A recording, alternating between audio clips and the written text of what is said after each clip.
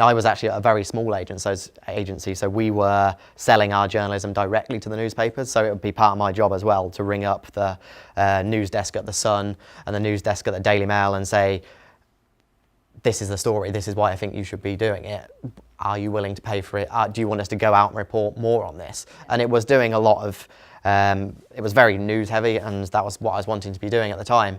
But it was going out and doing a lot of door knocking, so when a few families had children killed or people involved in crashes, accidents, dog bites, going out to the houses of these people and knocking on their door saying, can I speak to you about your kid that got stabbed in the back?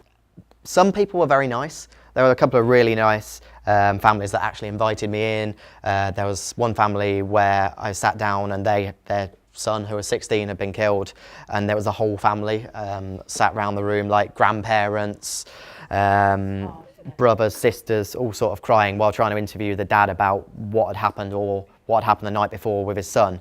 And they were really nice and friendly to myself and the photographer, but there were some people who were like just really slamming the door in your face. There was another, it was actually the same one, that one that I went out on. And before we were trying to find the family, because you have to find them to be able to obviously go and speak to them, I was just like going around near the scene of the crime, which was obviously cordoned off by police, and just trying to find out who the person was, because it hadn't been publicly named at that point.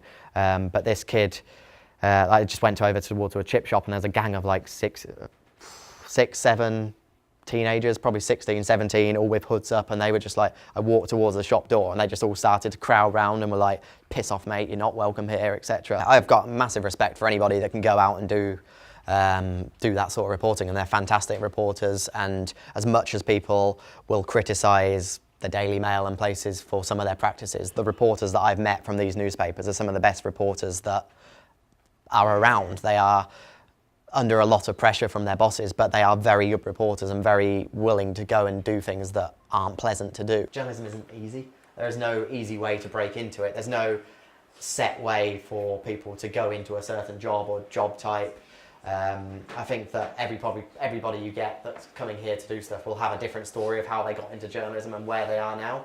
And university is a big route at the moment, but I think as everything that you do outside of university as well does play a really big role into it. And like, I would genuinely encourage people like all of you now to go and try and freelance, try and pitch to people, try and just help out or do things, build contacts with journalists that are in the industry, try and speak to them, even if it is just online, and just build up like contacts within the industry and without, I'd say.